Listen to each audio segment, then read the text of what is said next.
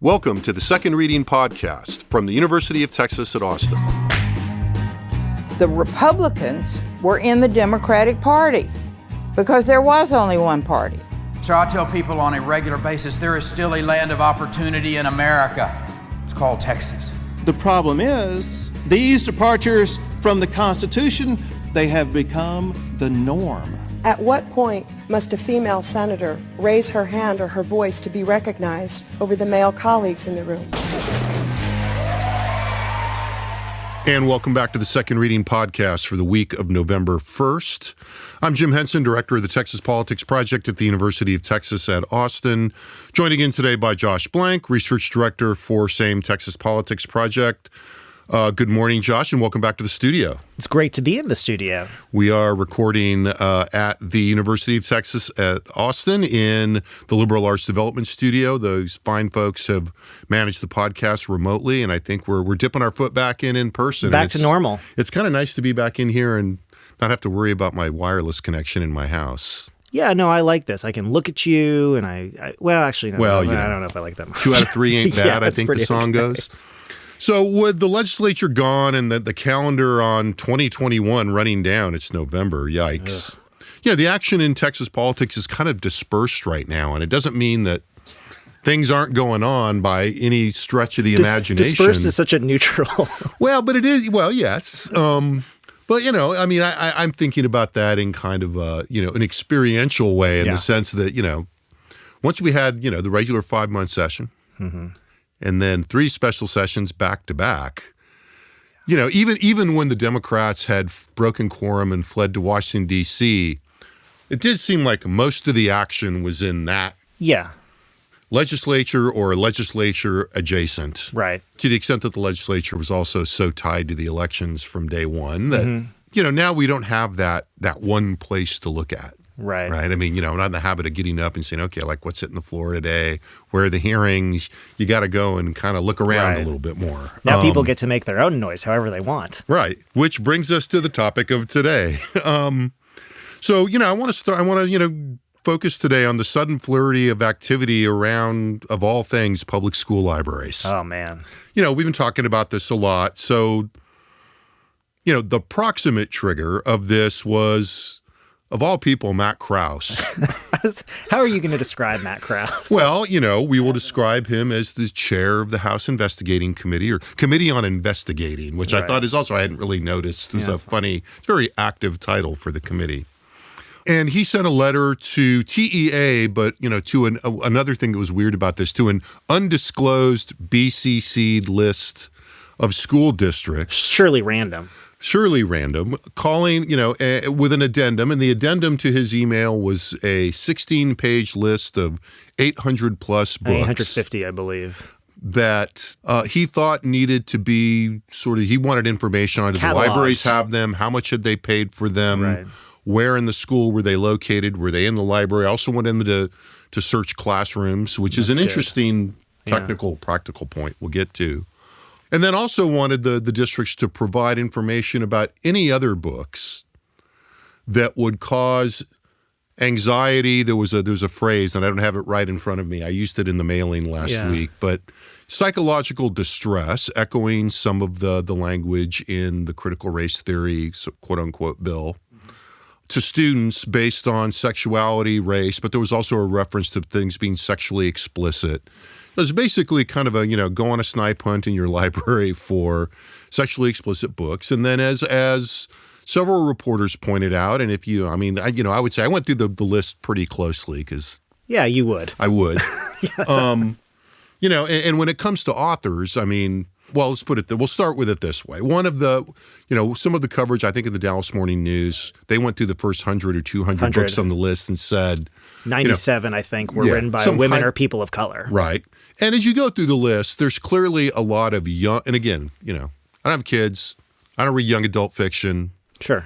But what seemed to me, and I did a little spot checking, to be a lot of young adult, be comfortable with yourself kinds of books. Several of them having to do with LGBTQ sexuality, et cetera. So the proximate target here was pretty clear, but also, some books, and there was a couple books on the history of Roe v. Wade and abortion rights. 2 books by Ta-Nehisi Coates. Right. Best-selling. Award-winning. Yes, award-winning best-selling African-American author. Right. And kind of my favorite was the William Styron book, which, that's probably which is interesting, probably generational. It's almost like one of these libraries had a copy of the Confessions of Nat Turner, and somehow they got wind of it and went, oh, we got to get that William Styron book too. A book that has been, in retrospect, kind of criticized for writing about, about slavery and a Black perspective by a aged white author. Mm-hmm. A separate issue, but a funny presence on the list, I thought. Sure. So the politics of this it's hard to not to go straight to the politics, but I guess we should start by saying, what does this trigger? And what it triggers is then Greg Abbott gets in the game, right? Yeah, which is either, shocking or completely unsurprising, depending on how you look at it, right? I mean, it certainly fits into, and this is one of those things, it's easy to sort of devolve into the pattern, right? We like patterns, and it's so simple here to just kind of look at this and say, oh, well, why would Greg Abbott get involved in this? And it's like, well, because the truth is, he's been doing this most of the session. It's been the multiple sessions, right? It's been, if there is some kind of issue on which, any Republican can generate a sense of aggrievement among a Republican primary constituency, tell Greg Abbott about it because he's on board. And that seems to, that's kind of the simple answer to this in some ways. I mean, to some degree, you could ignore Matt Krause, but I mean, it's hard also not to imagine that if Krause had gone along and kind of progressed with this and pushed it, that you wouldn't hear something from Don Huffines running for governor at some point soon. And that seems to be a pretty big trigger for Abbott. So that's a possibility. But it's also one of those things where, I mean, it's odd in the sense that, Krause is sort of sitting here in a Republican primary field for attorney general with 3 other candidates who've run statewide already. He obviously hasn't. He's obviously, I wouldn't describe him as a backbencher because he's not a backbencher because he's on the majority party, but he's sort of straddled being in kind of the sort of dissident group, which, and also kind of. Yeah, I would say, he's gone in and out of prominence as he's shifted positions a little bit. I mean. Yeah, but he's always been the thing I'll say this about him, he's always been I think he's been very thoughtful about those shifts in and out. I mean, he's positioned himself as a more reasonable member of the dissident group on a couple different occasions, I would say. Let's just say he's always been an interesting contrast with people like, say, former Representative Stickland and soon-to-be former Representative Biederman, for example. I would agree with that. And I think he's someone who also has shown a little bit of a sense. I mean, I think I remember a quote from him. I would have to go back and look, obviously, but I remember him saying something to the effect of, at some point after some of the tactics of, like the Freedom Caucus and a couple sessions ago, he was one of the people who kind of went out and said, hey, I can agree with the goals and not think the tactics are right. And so he's someone who's very, is fairly aware of these things, maybe a little more so. Yes. Milder in style, almost certainly. And so the politics of this seem, again, like I say, it's hard to not just jump straight to the politics, but we should pause for a second, unpack the thing itself and some of the I think that points to why the politics are a valid destination. It's why we jump to the politics so quickly. So, I kind of alluded to this in describing the letter a little bit. I mean, there's a deeply impractical piece to this. Sure. From the perspective of, even if you are a school district who wants to comply, this kind of thing rubs up against a lot of the norms, near as I can tell, of the librarian profession.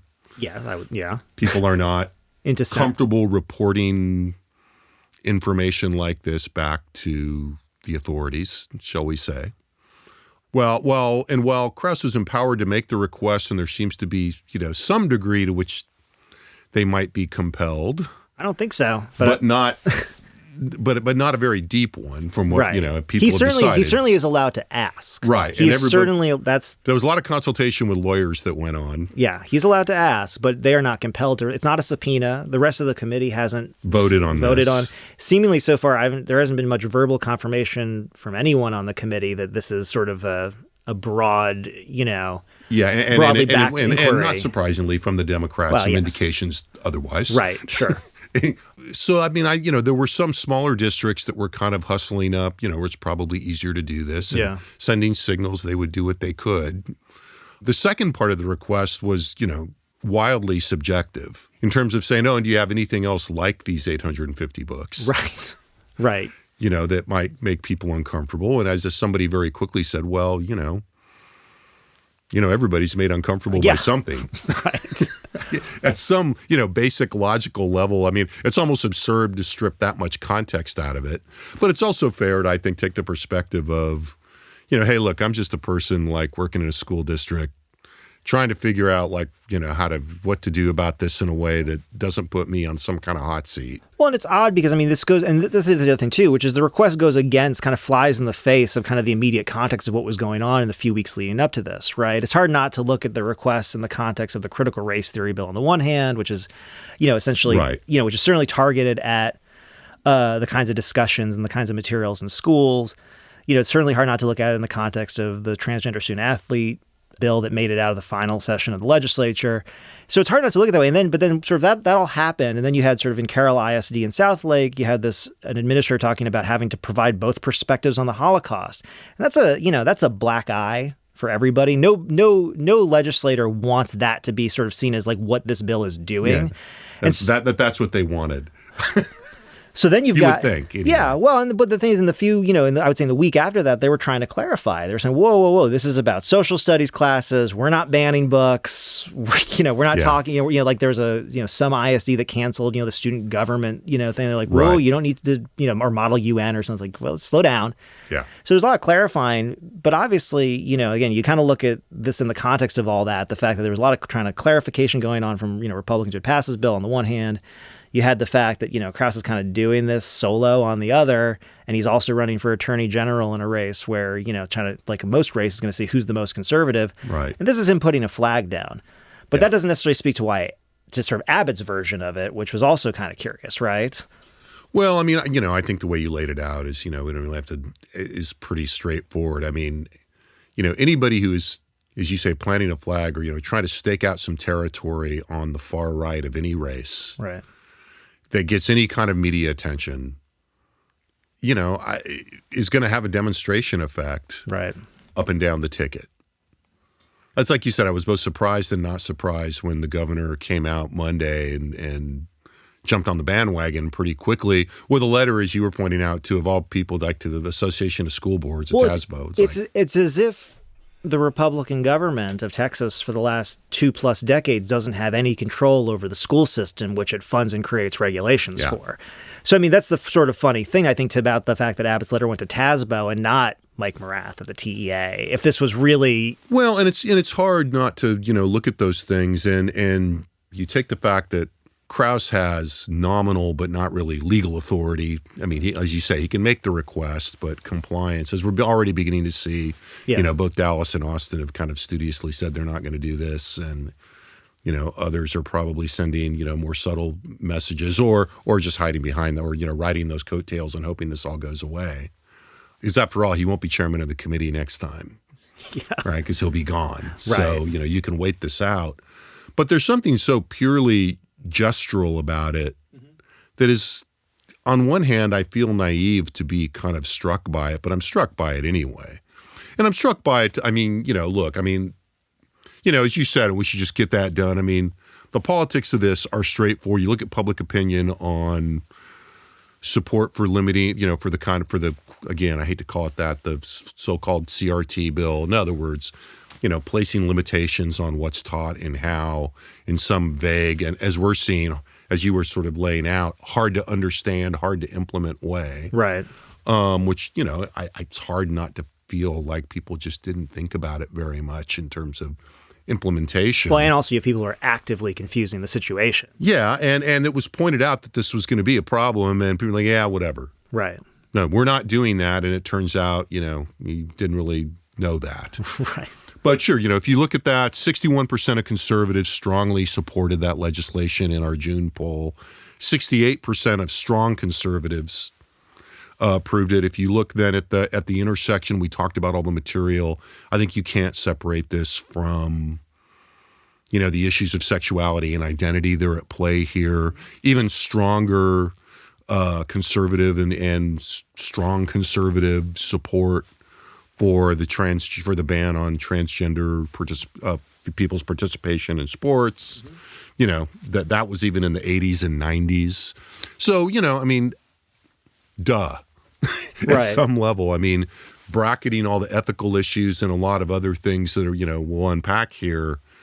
The politics are there, but big picture, it's a discomforting thing. I mean, you were talking before you went on about our own professional cultural profile sensitivities to this, which is fair. Yeah. Well, I was going to say, I mean, we both have PhDs, we're academics, we're all the worst things you could think about us, but it also means that, when you start talking about what looks like is heading towards a book ban, and I mean, it's kind of hard for me not to be a little squeamish about it. I mean, I think, as on another level, there's part of me that wonders, is Matt Krause's first campaign event going to be a book burning? Like, what are we doing here? But the other thing about it, I mean, just from a more general... And the hyperbole of, and I thought the same thing, right? And as you well know, I restrained myself. I was really ready to swing for the fences. This is a podcast, on this, though. But shrug emoji. I mean, how are you supposed to respond to something like this that is both, so illiberal in the classic liberal sense of the word, and so clearly targeted in terms of race and sexual identity? Well, there's two things about that, right? I mean, I think one is that there's just the fact of, there's three things actually. One, I would actually say this is one of the most conservative things I've seen the legislature do, and it's actually hidden in the public opinion. And when I say conservative, I mean like in a sort of a traditional conservative. I mean, we've been talking about this all session, and you kind of watching all this, and you say, what does it mean to be a conservative in Texas in 2021 right now, as we spend billions of dollars on a border wall and kind of like things like that sort of seem odd, But I think there's a couple things that fall out of this to me that are just sort of striking. I mean, one I would say is the fact that it's another example of the erosion in institutions. Like, I mean, if you think about the fact that public schools generally and historically have been kind of cornerstones of communities, and we've polled on, sort of public schools and public school teachers in the past, they're extremely highly evaluated. And this is just another example of another group of people we apparently can't trust. Yeah. We can't trust them to teach the kids. We can't trust the librarians to, put the books in the schools.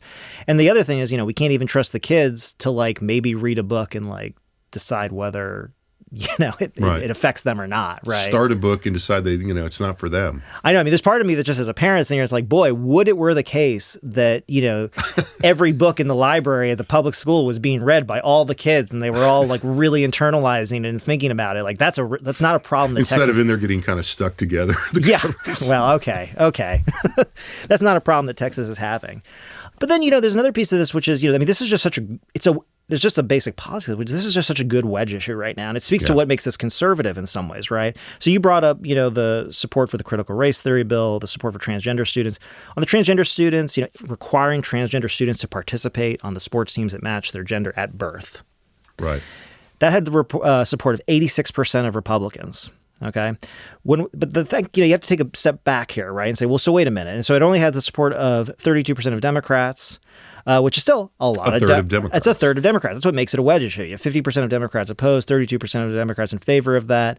Critical race theory bill, you're still going to see a significant minority of Democrats in favor of it. When we ask about discrimination against transgender people, 73% of Democrats say, that this was back last year, right, that the transgender people face a lot of discrimination compared to 14% of Republicans. So this is not to say that Democrats in Texas have abandoned, sort of the coalition, if you will, right? Mm-hmm. Ultimately, Democrats see a lot of discrimination in society. They see discrimination in society against historically discriminated against groups. But what I think, you're seeing here, and this is what I think is so, smart about this on one level, is the fact that how we as a society address these things, that's a big open question that, we're kind of rushing headlong into, and it's pretty uneven.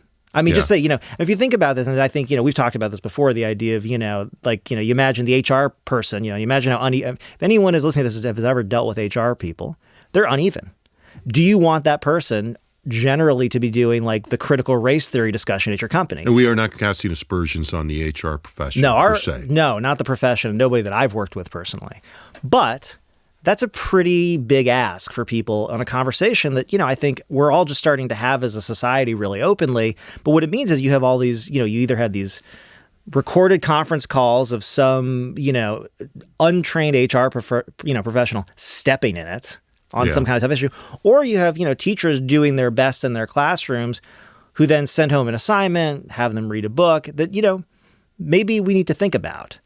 Now, if you look at it that way, you'd say, it's a pretty conservative position to say, hey, let's take a pause on this and like have some more discussion. That's not what they're saying. But ultimately what they're getting... saying, send me a list of the books. Yeah, well, they're saying, let's take a pause on all of this because we don't want any of these discussions to take place. But I think the point is what they're exploiting is the fact that is not an unattractive position to a significant minority of Democrats right now who are still trying to figure out what they think about a lot of these issues, and especially not just what they think about these issues. I think they have a lot of commitments to these issues, but then how do you talk about it to an 8-year-old? Yeah. How do you talk about it to a 16-year-old? And so there's a space there to exploit where, if Democrats kind of run so far ahead into like, okay, what are we going to do to be the most woke, to be the most anti-racist, to be the most welcoming of different gender identities and groups? Well, that's great for liberal, honestly, I'm going to be honest, adults. Liberal white Democratic adults. Yeah. But amongst the rest of, I would say non-Democrats, but also a lot of Black and Hispanic Democrats who make up a majority of the Democrats in the state, they hold less liberal views on these issues, and so this is a key point to exploit. So the fact is, on the one hand, it's sort of not surprising that Abbott jumped in on it after Krause did it, because Abbott's kind of been happy to jump in on most any issue. Well, and it's good for him on both sides. But it's good for him on both sides. And we're seeing that. I think we're seeing some of that in the big national conversation right now. As we're recording this, it's election day in Virginia and New Jersey. Mm-hmm. Big discussion of public education. How parents are responding to curriculum and things happening in the schools in Virginia that's gotten, this is probably being a little too dramatic, and we don't know how it's going to turn out. But it seems like, one possible narrative here is that in his handling of the issue, the Democratic candidate, the former Governor Terry McAuliffe, maybe snatching defeat from the jaws of victory by being, sort of perhaps not as deft on this issue as he might have. Now, a lot of other things going on in that race. Yeah. A lot of things structurally going on in terms of where we are politically. And I'm sure the McAuliffe people, I don't have to be sure because you can read it pretty easily, can find other sources of their problems in the Biden administration and the congressional Democrats, et cetera. But there's no debate that issue has risen and become a major rallying point for Youngkin, the Republican candidate in that race. It's, and just to restate it simply, it's an issue that, there's no confusion or differentiation among Republican voters about where they place themselves on these social issues, these social questions. Amongst Democrats, it's a lot more complicated. It becomes especially complicated in the suburbs that Democrats and Republicans are fighting over, where, basically you have a bunch of parents who are figuring this out, and they're sending their kids to school and trying to see where they stand on this. So it divides that group. The rural part of the state, it's again overwhelmingly Republican. Again, there's no confusion about how they feel about this. Right. And then you go into the urban centers that are maybe more diverse, and honestly, you have less liberal Democrats in a lot of cases. If you're talking about Democrats of color, again, make up a majority of the party. So it's all very, mechanical and sensible. At the same time, to go back to where we were saying, it's like, so we just don't trust public schools anymore. Yeah. I mean, that's kind of the consequence of it is pretty, dramatic. For a long time in Texas, as long as I've been here, which is a long time.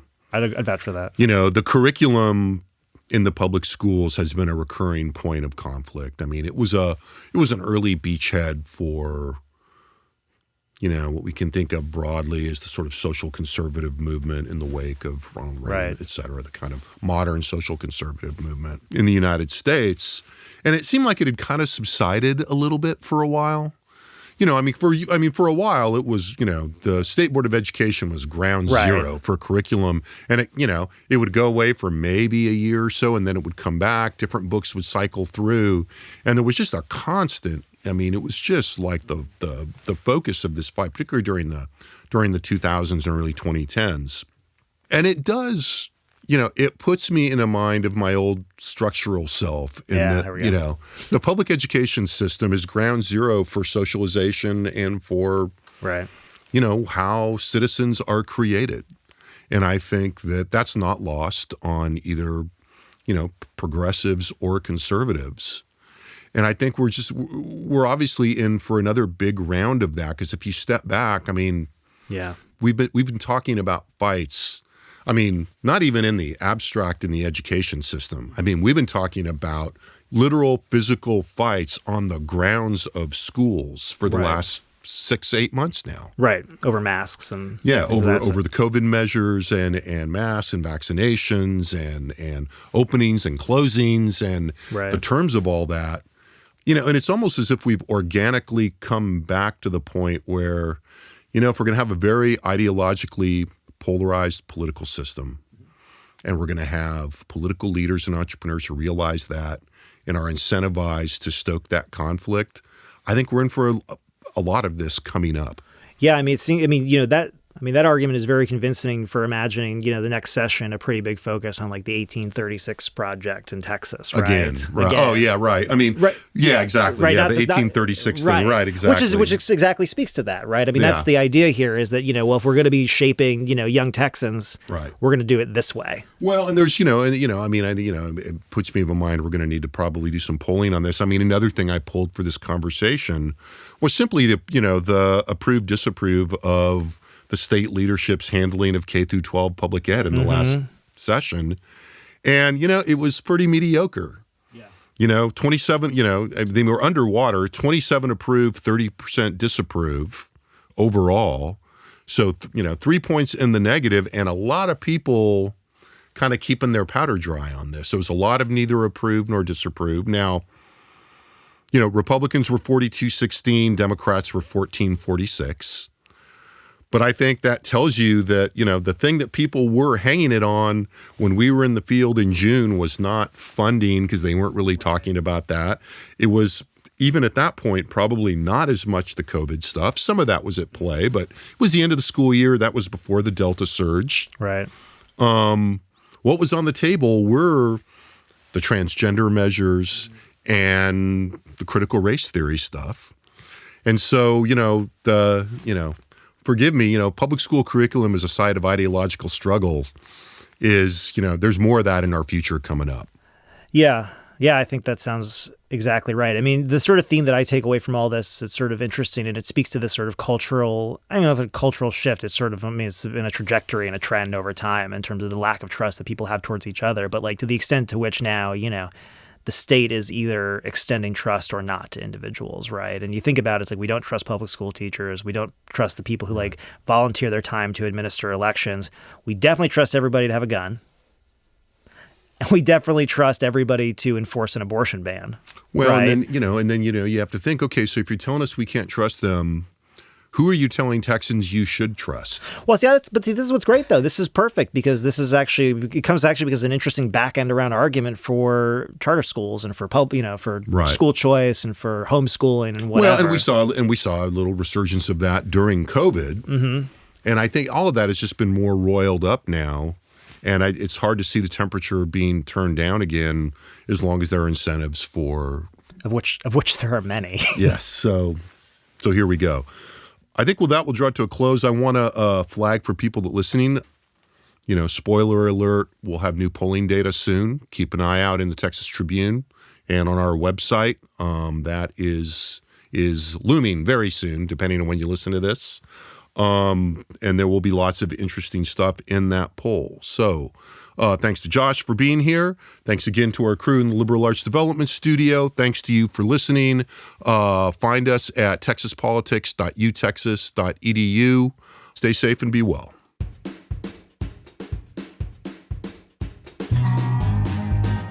The Second Reading Podcast is a production of the Texas Politics Project at the University of Texas at Austin.